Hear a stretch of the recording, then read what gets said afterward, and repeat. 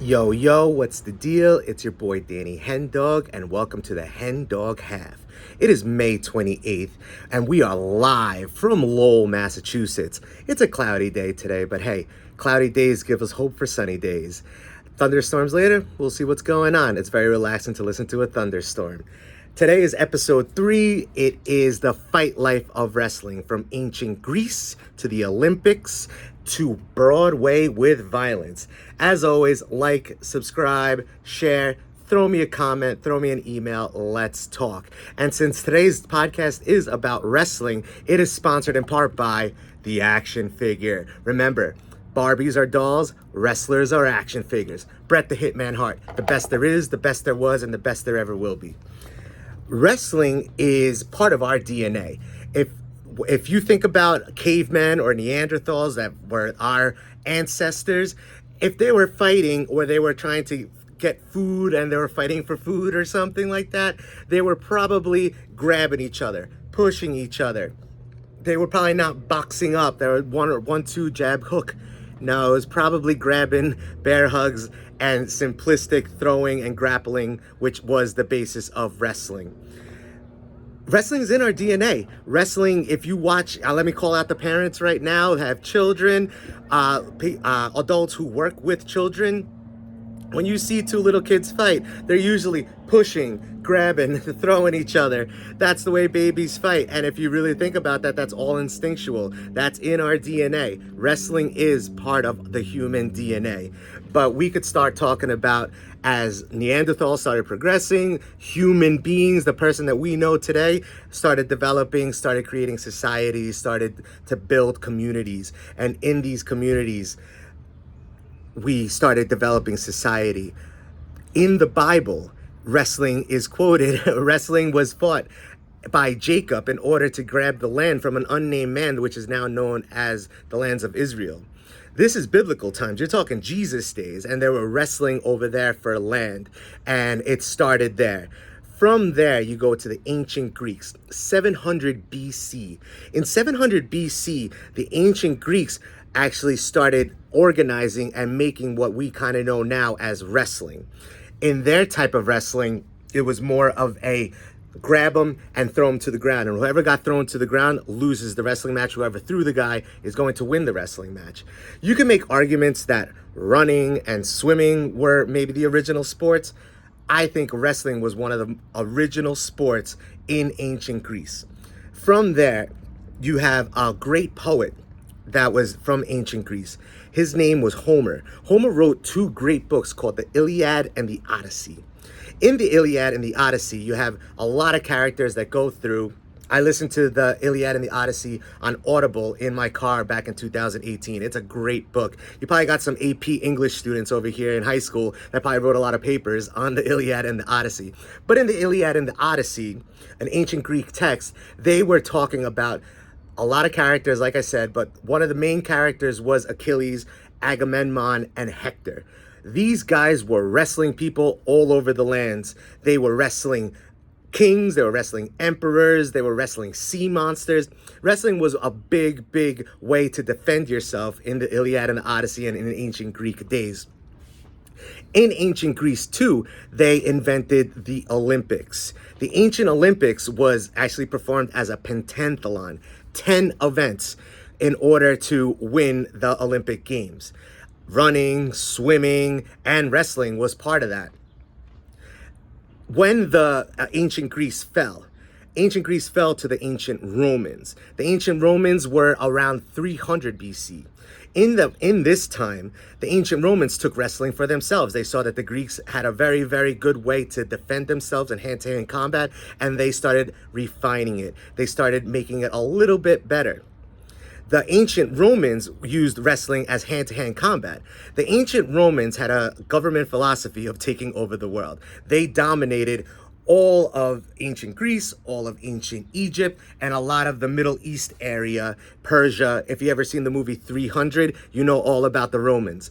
The Romans started refining the sport of wrestling. They started adding a couple of more movesets and started creating what we know now as the Greco-Roman style of wrestling. Instead of just the Greeks that would just grab you and throw you to the ground and win, the ancient Romans actually started saying, all right, we're going to throw you to the ground, but then we're going to keep you on the ground.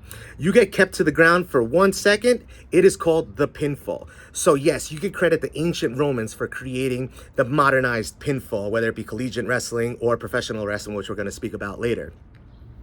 The ancient Romans used that as hand-to-hand combat in their armies to train their guys in order to fight other armies in order to take over the world. The ancient Romans were around for a very long time, and they progressed into the Anno Domini years of our human society. The Anno Domini years is the year 0 all the way up. In the Anno Domini years, in the 8th century, the Byzantine Empire, which is what came out after the ancient Romans, used wrestling as more of a youth culture, gymnasium style activity, along with training their armies for hand-to-hand combat when they were fighting their own wars in the 8th century. You progress on to the 14th century and the Renaissance, they were defining it more as a sport. They were using it more as a gymnastics activity and started adding more of a rule set in the Renaissance times. We won't talk about the Dark Ages. We'll let that Black Plague and the Spanish Inquisition rest on itself. But throughout all these societies, the ancient Greeks, the ancient Romans, even before them, the biblical times with Jacob and Israel and all that, all of these times in our human life, since humans started, were some type of wrestling going on. Now we are going from the 14th century of the Renaissance. We are going to skip over to America, 1976. People started coming over here in 1492 as pilgrims because of religious exempts, all that good stuff that we all know why the pilgrims came over here. They started building societies in America. America was still being governed by the Great Britain Society. So when the Americans started having their own revolution, they used wrestling as the hand-to-hand combat. By the time that the revolution was going, you were using muskets. It was more of an old school type guns that were using in warfare. As the society progressed, as we got our own society, as we got our own government, as we started building an American society at the beginnings of our days, Abraham Lincoln was our 16th president. Abraham Lincoln was a wrestler. There are stories in his autobiography, and there are also stories in other historical texts, that Abraham Lincoln was a dominant wrestler among his army platoon. Abraham Lincoln is actually considered one of the first heavyweight champions of wrestling because he was so good at dominating his other army fellows in hand-to-hand combat of wrestling as more of a competition. But they would also use wrestling as hand-to-hand combats in those times, the North versus the South in the Civil War. Wrestling was very, very much still used as a self-defense technique, but it was still also becoming more and more of a sport. When Americans started building their own societies, we built the whole union. In that time, the modern Olympics started to be created. We started using the Olympics as a way for the world to play each other and have competition in different sports, wrestling being one of those sports. In modern Olympics, you have two sides of wrestling. You have the Greco-Roman side. You can only attack from the waist up. And then you got the freestyle side. Freestyle is also to the waist up, but now you get to attack the legs, which is my favorite, the double leg takedown. The takedown is something that's dominated. There's a move that dominates in freestyle wrestling. So the modern Olympics made a rule set for wrestling. It made for different moves and different ways you dominate your opponent in the wrestling match. You get points for it, and that's how you win.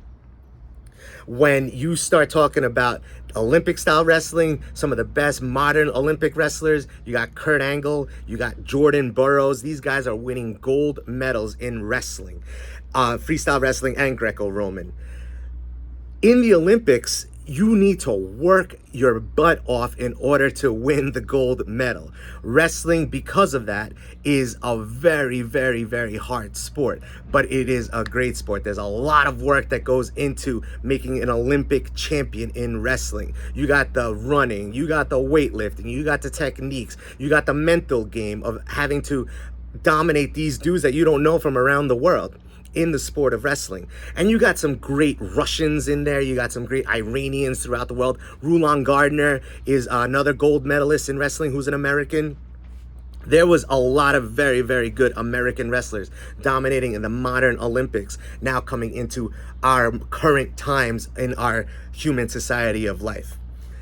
From the Olympics, I want to talk about collegiate wrestling. Collegiate wrestling has a very, very rich history in America. College wrestling is very similar rule sets to Olympic wrestling, more of on the freestyle side. You can attack from the waist up, and you could attack the legs for a double leg takedown in order to take the guy down to the ground. You have great collegiate programs. You got Penn State University. You got Iowa State University. You have Michigan and Michigan State University. All of these colleges have great sporting programs, and they have wrestling as one of those sports. You could win a college education, and you could win a college scholarship by being a college wrestler. A lot of great, good wrestlers came out of the college sporting. You got Kyle Dake, you have Jordan Burroughs, who dominated NCAA, and of course you got Brock Lesnar, the heavyweight NCAA champion in the 90s. There are NCAA champions every year. However, there are certain dudes that win them every year and then go on to do bigger and better things, whether it be the Olympics or what we'll speak to in a few minutes, professional wrestling. When you have college wrestlers, they're not making a lot of money. They're not making any money. There is no professional wrestling there's no amateur wrestling company that exists that will pay in order for people to watch wrestling. Olympic wrestling is a great sport, and I love it to death, but to the casual person, wrestling can be a very boring sport, and I understand that. These guys are in spandex rolling around on the ground, and if you don't know what's going on, it could be kind of boring, and I understand that. However, if you start learning the movesets, if you just start listening to me and you see that wrestling, the basis of it is two guys standing in front of each other, the referee says wrestle. You have the first three moves that usually start a wrestling match. You have a collar and elbow tie-up. I put my hand behind your head on your neck, and I grab your opposite arm under the tricep. Collar and elbow tie-up. There is the arm drag. I grab your wrist, I bring you down, and I grab your head. And then there is the neck crank. I put both my hands on your head, and I slam you to the ground. Those are the three moves that usually start a college wrestling match or an Olympic-style wrestling match. And then from there, when you get to the ground, there's a lot more move sets that you could do in order to start dominating your opponent and winning that match. Like I said, unfortunately, no one wants to pay it, or no one is going to pay you to amateur wrestle unless you get sponsorships by other companies and stuff like that. Because of that, wrestling needed to be refined a little bit, as you want to call it. In the early American times, you're talking now 1800s. In the 1800s, circus and carnivals were a very big form of entertainment for American society. All these carnivals and all of these circuses would travel around from city to city, town to town, and entertain a bunch of people. One of those things in the carnival was the strongman contest. A big, burly-sized wrestling dude would go out and say, "Hey, I'm gonna dominate anyone in this crowd right now in this tough man contest." As a traveling circus, you don't want that tough guy to pick out someone in the crowd that's gonna beat the crap out of him. They don't want you don't want to see it. No one would want to see that, because then the tough man is dominated. So what the circuses and the carnivals would do is they would put plants in the crowd. They would put a mark in the crowd, and that tough wrestling dude that said he's going to beat anybody up, he would pick that guy that was planted in the crowd, and then that guy would come in and purposely lose to the tough man. Wouldn't win the prize money, would look like a loser, but he knew he was going to lose. And that is the start of professional wrestling. Professional wrestling started in traveling circuses in the 1800s. From there, the traveling circuses did not have any organization. It was just a bunch of tough men that would go out there and perform these tough man contests in these circuses, but there was no organization. Around the early 1900s, there was an entity called the National Wrestling Alliance, the NWA, that started organizing wrestling as a company, as a way to profit from it. NWA started being a government body for all these little wrestling companies that were being created all throughout America in the early 1900s. They were called territories. In these territories, every little city had their champion. Every big city had their champion, and it was going from Boston to New York to Nashville, Tennessee to Atlanta, Georgia. Every little territory in our country had their own champion. The NWA put all these territories together and made it one organization. And they created one heavyweight world champion. The NWA was the governing body that would make the events, that would make the champions. They were the ones that were scripting who was going to win, who was going to lose. This is called kayfabe. Kayfabe is the secret of professional wrestling. It's a predetermined sport. We know who the winner is. We know who the loser is. However, the crowd doesn't know who the winner is and loser is. And that's where the magic is. Professional wrestling now was more seen as an entertainment type deal. What had happened in the early 1900s was newspapers and sports writers were found out about the kayfabe. They found out about the secret of professional wrestling, that it's phony, that it's fake, and that all of these people that were doing all these wrestling matches knew who the winner was and who the loser was going to be. So how can you tell someone, be like, yeah, it's a professional wrestling match, and the winner and the loser is predetermined? People thought it was phony. People thought it was a bunch of BS. So people stopped watching wrestling in the 1940s, unfortunately. The crowds became smaller. People really stopped trying to watch wrestling. It kind of faltered. Unfortunately, those were the dark days of wrestling. When the television was invented in around the 1940s, but only rich people had televisions. Rich people probably didn't want to watch sports on television anyway. They were watching these old shows that were on the DuPont network and all that. When the television started becoming more of a middle-class appliance in the house, more people started having televisions in American society. Professional wrestling came back up. It started becoming very, very popular again. With the 1950s, the 1960s was what they called the first golden age of professional wrestling. Professional wrestling started becoming a very popular television show in these times. You had great champions in these times like George Hackenschmidt, Lou Thez. These guys would go into the ring and have these 60, 70-minute matches, Madison Square Garden, the Boston Garden, and they would videotape these wrestling matches and put them on television. And a lot of people would tune in to these professional wrestling matches.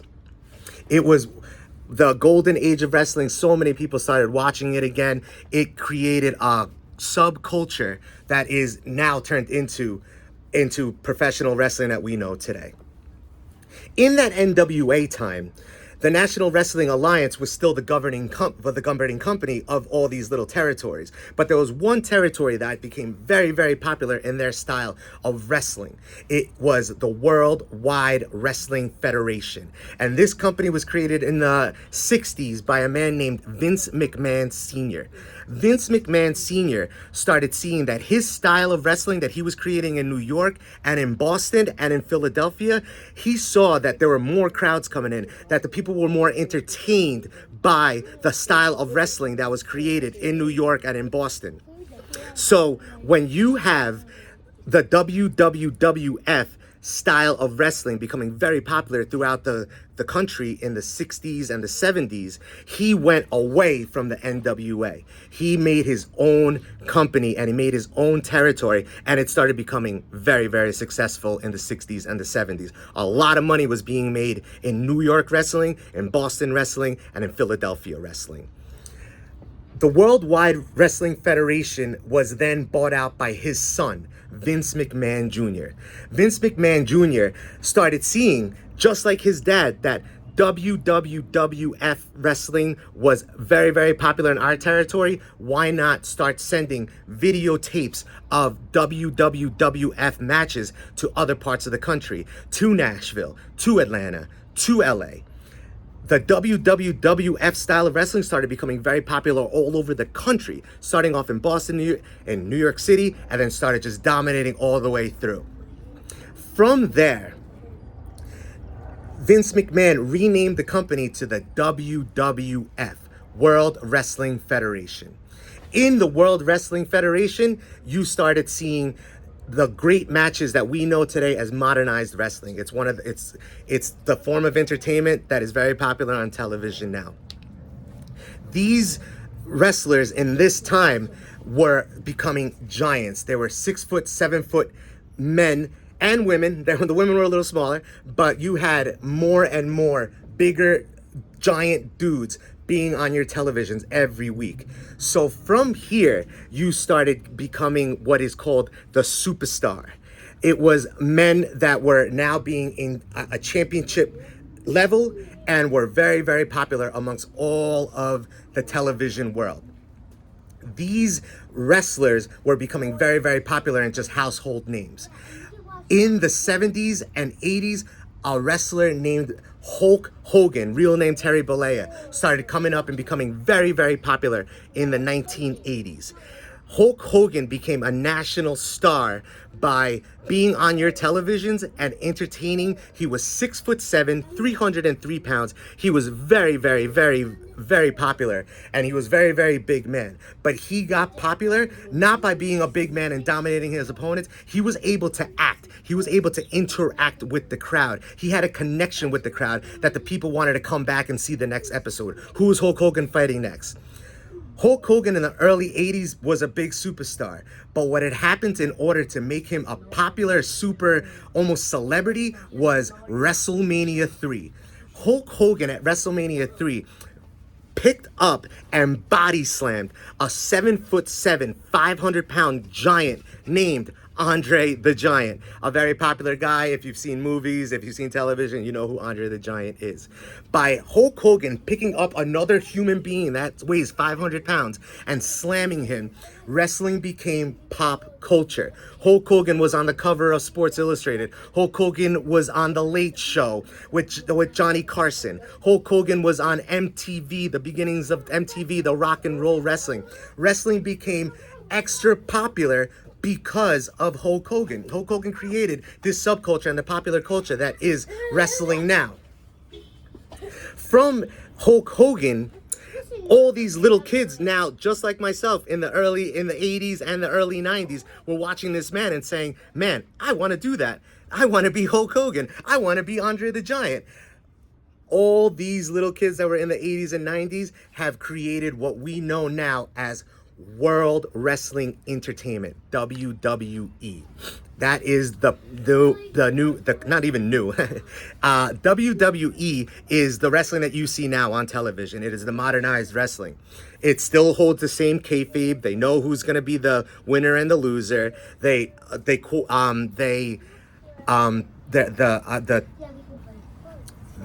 results are predetermined, and the act of it is choreographed.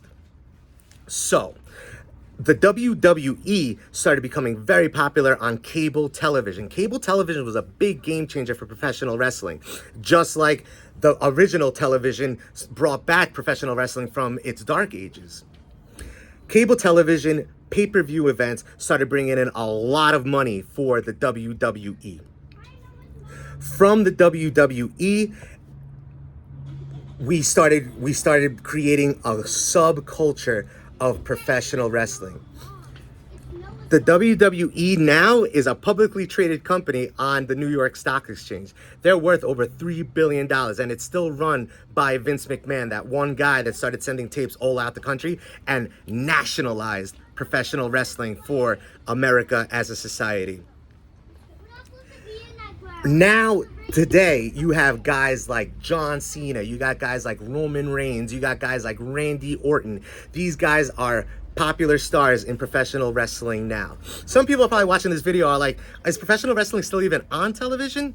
Yes, it is still a very, very popular entity and product for cable companies, for television companies. There's a lot of modernized wrestling now. You have the AEW, you have all the territories, remember those? They still exist now. They're called independent companies. All of these wrestling companies now is the subculture that we call professional wrestling. If you YouTube search professional wrestling, you have so many podcasts, so many shows, so many clips of professional wrestling. And that is my love. My love of professional wrestling came from watching it with my father.